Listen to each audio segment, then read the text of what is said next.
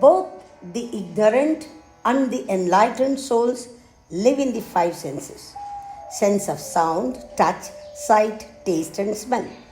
What one smells, the other touches.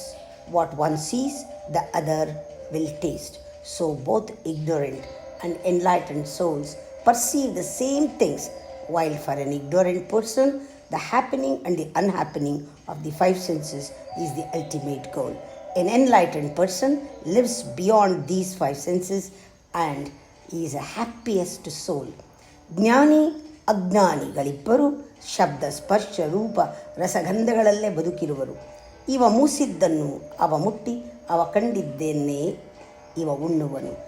ಅಜ್ಞಾನಿಗಳಿಗೆ ಅವುಗಳಾಗು ಹೋಗುಗಳೇ ಪರಮಗುರಿಯಾಗಿರಲು ಜ್ಞಾನಿಯು ಇಂದ್ರಿಯಾತೀತ ಪರಮ ಸುಖಿಯು.